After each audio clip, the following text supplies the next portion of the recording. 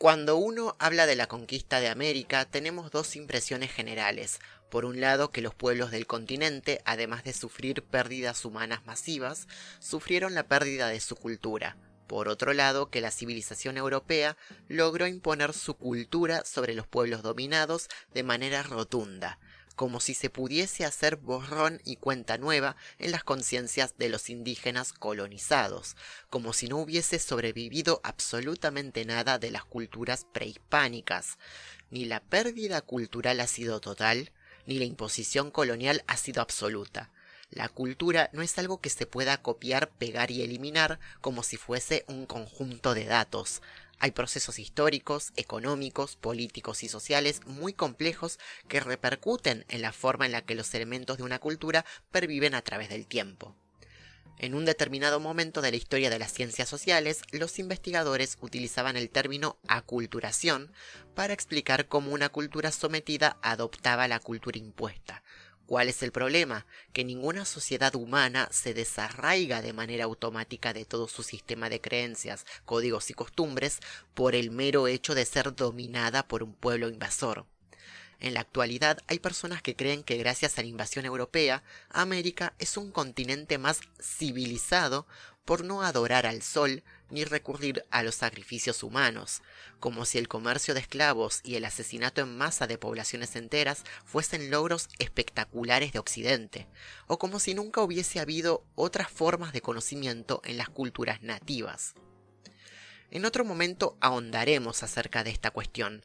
Lo importante es que la idea de que Europa civilizó América, modernizando de manera homogénea el estilo de vida de distintas poblaciones y culturas en una unidad continental que responde del todo a los valores occidentales, tiene poco asidero en la realidad. Justamente uno de los aspectos más desafiantes de estudiar literaturas latinoamericanas es que frente a la diversidad de expresiones culturales y lingüísticas es muy difícil pensar América como una identidad homogénea cerrada, pero tampoco somos sencillamente una mezcla arbitraria de culturas. Para muchos, Latinoamérica designa a todos los países del continente americano cuya lengua oficial es una lengua romance, sea española, portuguesa o francesa. La definición podría quedarse en eso, pero la historia del uso de la palabra es mucho más compleja. Si lo llevamos al terreno de la enseñanza de la literatura latinoamericana, ocurre algo interesante, y es que el canon que se ha constituido alrededor de esa materia está compuesto principalmente por varones letrados que dominan una lengua romance estandarizada.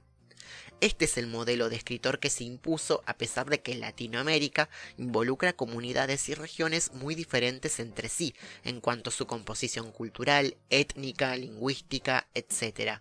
Si nuestra idea de literatura latinoamericana es una mesa de caballeros intelectuales que escriben de la misma manera que los caballeros intelectuales de la modernidad europea, entonces estamos perdiendo de vista un montón de cosas.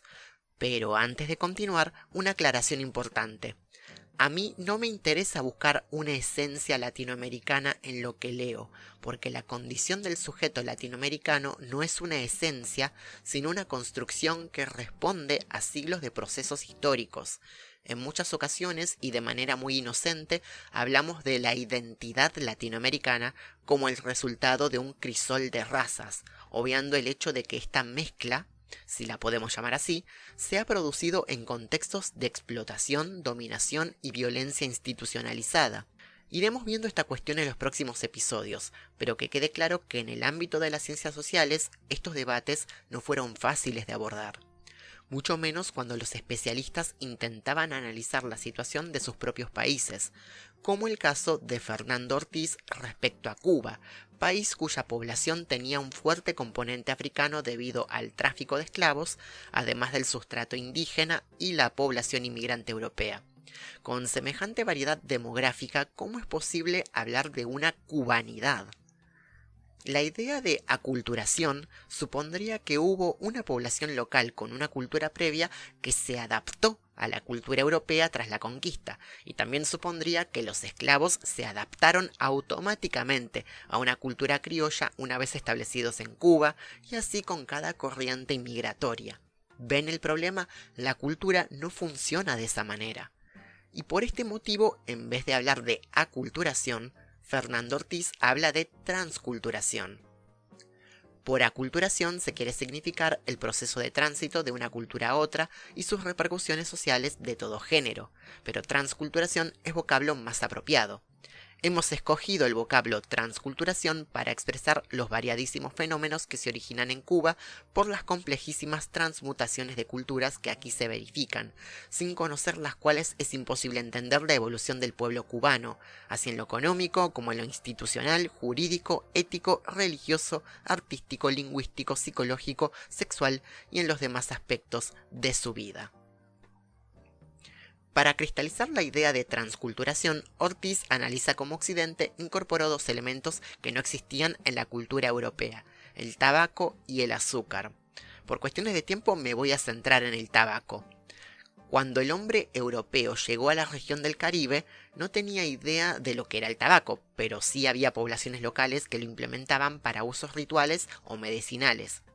El tabaco había sido visto desde un principio como una planta demoníaca, pero con el tiempo y en la medida en que cada vez más personas lo consumían y en la medida en que iba volviéndose un producto de interés para el mercado, la percepción y las representaciones del tabaco en la vida cultural europea fueron cambiando.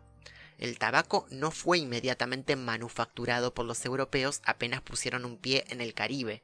Para que el tabaco fuese considerado un producto comercializable, tuvieron que pasar muchas otras cosas, desde cuestiones impositivas y legales hasta controversias teológicas en las instituciones religiosas y posturas científicas avalando el uso medicinal de la planta.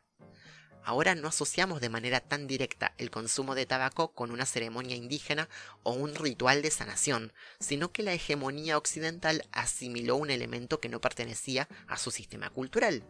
Y si esto ocurrió con el tabaco, también puede ocurrir con muchos otros elementos, como el chocolate, la yerba mate o el Día de los Muertos. Por eso la idea de transculturación es muy importante para los estudios literarios latinoamericanos, porque nos permite examinar dentro de nuestras propias narrativas elementos que no habían sido contemplados por el pensamiento moderno europeo o el criterio literario de las corrientes teóricas tradicionales.